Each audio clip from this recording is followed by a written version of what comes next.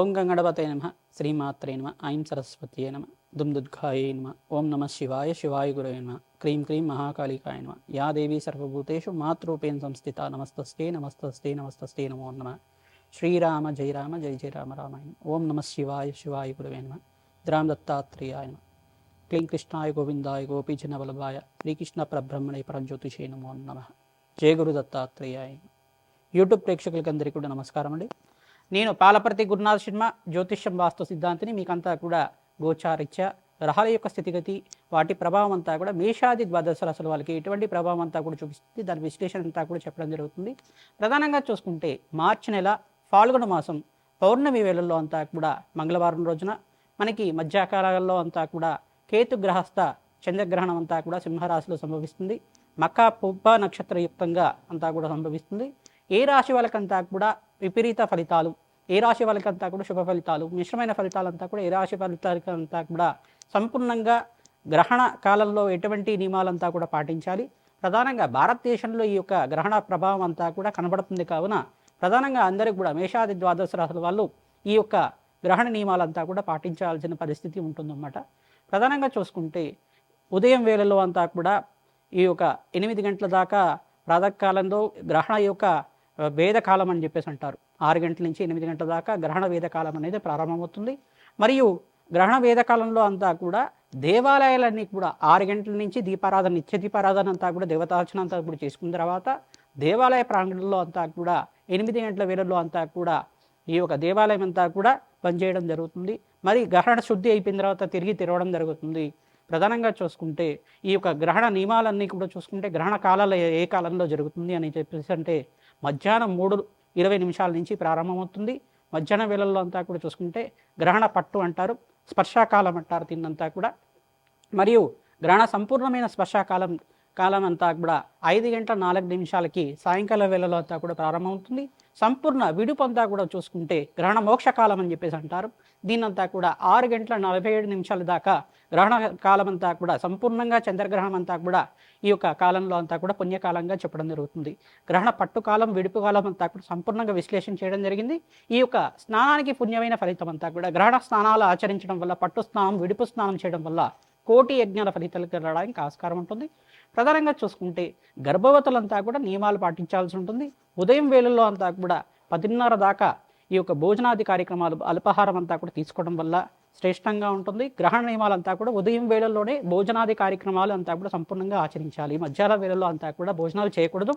రాత్రి వేళల్లో గ్రహణం అయిపోయిన తర్వాత 7 గంటల ప్రాంతం నుంచి మీరంతా కూడా గృహం అంతా కూడా శుద్ధి చేసుకుని పుణ్యవాచన కార్యక్రమాలు అనేది కూడా చేసుకుని జింజం అంతా కూడా మార్చుకున్న తర్వాత గ్రహణ శుద్ధి కాలం అంతా కూడా చేసుకున్న తర్వాత జపానికి అనుష్ఠానం అంతా కూడా చేసుకోవడం, గ్రహణ కాలంలో అంతా కూడా జపానికి అంతా కూడా శ్రేష్టమైన ఫలితంగా చెప్పడం జరుగుతుంది. ఎవరికైతే కనుక మంత్రోపదేశం ఉంది, గురువు ద్వారా మంత్రాన్ని తీసుకున్న వాళ్ళంతా కూడా వేద పండితులు కానీ ఈ యొక్క మంత్ర జ్ఞానాన్ని పొందిన వాళ్ళైనా కానీ ప్రతినిత్యం కూడా జపాన్ని ఆచరించడం వల్ల, ఆ రోజున విశేషంగా గ్రహణ నియమాలు పాటించడం వల్ల కోటి యజ్ఞాల ఫలితం, ఒక జపాన్ని ఆచరించడం వల్ల కోటి రెట్టు ఫలితం అంతా కూడా మీకు లభిస్తూ ఉంటుంది. తద్వారా మీరంతా కూడా దైవతార్చన చేయడం వల్ల, దేవుడి యొక్క నామస్మరణం చేయడం వల్ల, జగన్మాత యొక్క నామస్మరణ మాత్రం చేతిని కోటిసార్లు జపం చేసిన ఫలితం అంతా కూడా మీకు జరుగుతుంది. మీరంతా కూడా ప్రధానంగా మేషాది ద్వాదశ రాశుల వాళ్ళు ఎవరికైతే కనుక దోషకాలం అంతా కూడా ఉందో, దోషం అంతా కూడా ప్రభావం ఉందో, మీరంతా కూడా తద్దోష పరిహారార్థం అంతా కూడా దానాది కార్యక్రమాలు చేసుకోవడం వల్ల శ్రేష్టమైన ఫలితాలు పొందుతారు. ప్రధానంగా చూసుకుంటే ఈ గ్రహణ కాలంలో అంతా కూడా చంద్రమా మనుషో జాతః అని చెప్పేసి అంటారు. ప్రధానంగా మనక్కారకుడైన చంద్రభగవానుడు అంతా కూడా కేతు గ్రహస్థంగా అంతా కూడా జరుగుతుంది. కావున ఇక్కడ ప్రధానంగా చూసుకుంటే సింహరాశిలో పుబ్బ నక్షత్రం వాళ్ళకి, మరియు మకా నక్షత్రం వాళ్ళకి, ఉత్తర నక్షత్రం వాళ్ళకి, మరియు కర్కాటక రాశిలో వాళ్ళకి కూడా ఈ గ్రహణం అంతా కూడా చూడకూడదు అనమాట. ప్రధానంగా సింహరాశి వాళ్ళు గ్రహణం చూడకూడదు. ప్రధానంగా చూసుకుంటే కన్యారాశి వాళ్ళకు కూడా వ్యయస్థానంలో అంతా కూడా ఈ యొక్క గ్రహణం అంతా కూడా సంభవిస్తుంది. కావున గ్రహణ ప్రభావం అనేది ఉంటుంది. మరియు వృశ్చిక రాశి వాళ్ళకి శుభమైన ఫలితాలు ఇస్తుంది. మరియు వృషభ రాశి వాళ్ళకు కూడా ఈ యొక్క విపరీత ఫలితాలు ఇస్తుంది. ఇక్కడ చూసుకుంటే ప్రధానంగా చూసుకుంటే ఈ యొక్క మకర రాశి వాళ్ళకు కూడా విపరీత ఫలితాలు ఉంటుంది. మరియు ఇక్కడ చూసుకుంటే ప్రధానంగా మీనరాశి వాళ్ళకి అత్యంత శుభమైన ఫలితాలు రావడానికి ఆస్కారం ఉంటుంది. మరియు ఇక్కడ చూసుకుంటే తులారాశి వాళ్ళకి కూడా అత్యంత శుభమైన ఫలితాలు రావడానికి ఆస్కారం ఉంటుంది. కర్కాటక రాశి వాళ్ళకి, కుంభరాశి వాళ్ళకి, ధనుస్సు రాశి వాళ్ళకంతా కూడా మిశ్రమైన ఫలితాలు, మేషరాశి వాళ్ళకు కూడా మిశ్రమైన ఫలితాలు రావడానికి ఆస్కారం ఉంటుంది.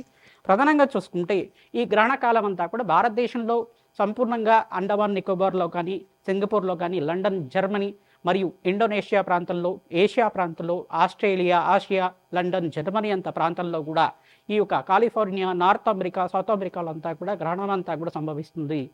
మీరంతా కూడా మేషాది ద్వాదశ రాశి వాళ్ళు ఈ యొక్క తద్దోష పరిహారార్థం అంతా కూడా ఎవరికైతే చెప్పామో మీరంతా కూడా ఈ దానాది కార్యక్రమాలు చేసుకోవడం వల్ల మీ జాతకరీత్యా ఉన్న చంద్రగ్రహ దోష నివారణం అంతా కూడా నివారణ అవుతుంది.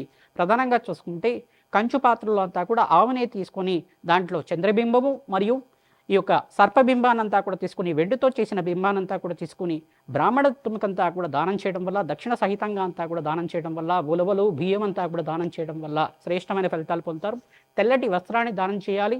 మరియు మీరు ఇక్కడ చూసుకుంటే బియ్యం అంతా కూడా ప్రధానంగా చూసుకుంటే 2 కేజీలు కానీ 5 కేజీలు కానీ ఇదంతా కూడా దానం చేయడం వల్ల అన్నదాన ఫలితం అంతా కూడా జరుగుతుంది. మీరంతా కూడా స్వయంపాక దానం ప్రధానంగా మహావిష్ణు స్వరూపంగా బ్రాహ్మణత్వం అంతా కూడా పూజ చేయడం వల్ల, మహావిష్ణు స్వరూపంగా భావించి స్వయంపాక దానం చేయడం వల్ల, బ్రాహ్మణత్వంకంతా కూడా భోజనార్థం స్వయంపాక దానం చేయడం వల్ల శ్రేష్టమైన ఫలితాలు పొందుతారు. స్వయంపాకం అంతా కూడా దానం చేసుకోవాలి. తెల్లటి వస్త్రాన్ని దానం చేయడం వల్ల సంఘంలో గౌరవం పెరుగుతుంది, రాజయోగం కలుగుతుంది. వీకంతా కూడా వ్యాపారం అభివృద్ధి అవుతుంది, అష్టలక్ష్మి శ్రీనివాసంగా ఉంటుంది. తద్వారా ఈ యొక్క గ్రహణ నియమాలు ఎవరైతే పాటిస్తూ ఉంటారో శ్రేష్టమైన ఫలితాలు పొందడానికి ఆస్కారం ఉంటుంది. మనక్కారకుడైన చంద్రుడికంతా కూడా ఇక్కడ గ్రహణం కలుగుతుంది కావున మనస్సు మీద ప్రభావం ఎక్కువగా ఉంటుంది. ప్రధానంగా మేషాది ద్వాదశులంతా కూడా ప్రధానంగా చంచలమైన మనస్వభావంతో ఉంటారు కావున చంచలత్వం అనేది ప్రధానంగా ఉంటుంది. తద్దోష పరిహారార్థం అంతా కూడా పరమేశ్వరుడి ప్రీతికరంగా క్షీరాభిషేకం చేయించడం, ప్రధానంగా అన్నాభిషేకం చేయించడం వల్ల కష్టాల నుంచి బయటపడడానికి ఆస్కారం ఉంటుంది. ప్రతినిత్యం కూడా అమ్మవారి ఆరాధన చేసుకోవడం వల్ల శ్రేష్టమైన ఫలితాలు పొందుతారు. ప్రధానంగా చూసుకుంటే గోమాతకి ఎవరైతే కనుక పచ్చిక తెలకపిండి గ్రాసాన్నంతా కూడా మీరు గ్రహణ నియమాలు అయిపోయిన తర్వాత ఈ యొక్క గోమాత సేవ చేయడం వల్ల శ్రేష్టమైన ఫలితాలు పొందడానికి ఆస్కారం ఉంటుంది. ప్రధానంగా ఈ యొక్క గ్రహణ నియమాలంతా కూడా పాటించండి, శ్రేష్టమైన ఫలితాలు పొందుతారు. ఎవరైతే దేవతార్చన చేసుకుంటుంటారో, భగవంతుడి యొక్క నామస్మరణ చేసుకుంటారు, కోటి యజ్ఞాల ఫలితం కలుగుతుంది. శతసహస్ర అశ్వమేధ యాగదాలు చేసుకున్న ఫలితం అంతా కూడా ఉంటుంది.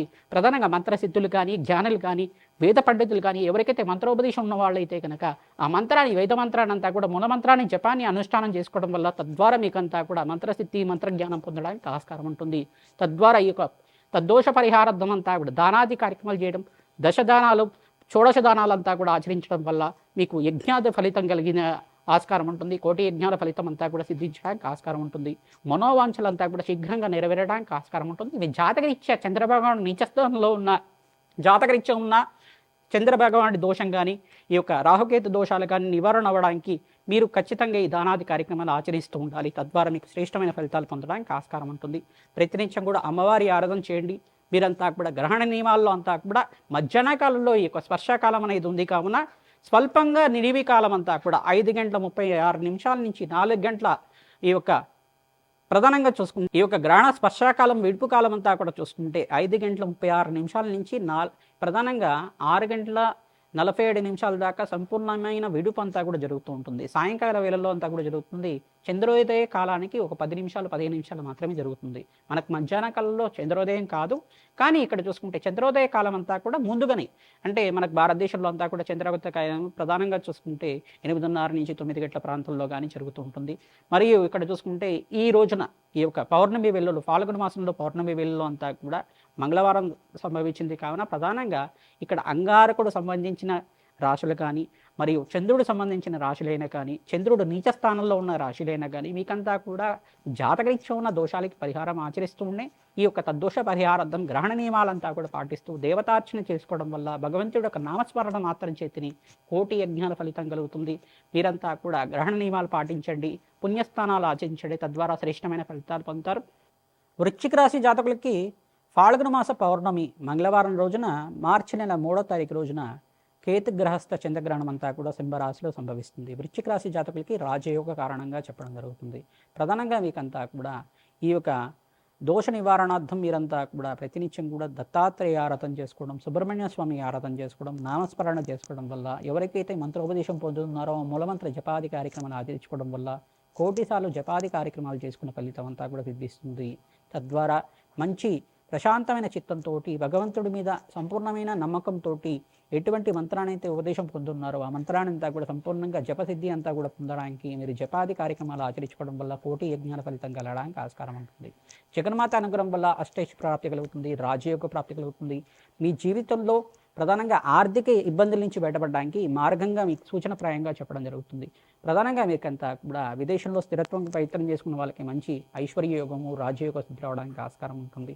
తద్వారా ప్రతి నిత్యం కూడా అన్నదానం చేయడానికి ప్రయత్నం చేయండి. తెల్లటి గుమ్మడికాయని దానం చేయడానికి ప్రయత్నం చేయండి. జాతకరీత్యా ఉన్న సకల గ్రహదోష నివారణ అవ్వడానికి ఆస్కారం ఉంటుంది. ఎర్రటి వస్త్రము, తెల్లటి వస్త్రాన్ని దానం చేయడానికి ప్రయత్నం చేయండి. తద్వారా రాజయోగ ప్రాప్తి కలుగుతుంది. శ్రీమాత్రే నమః.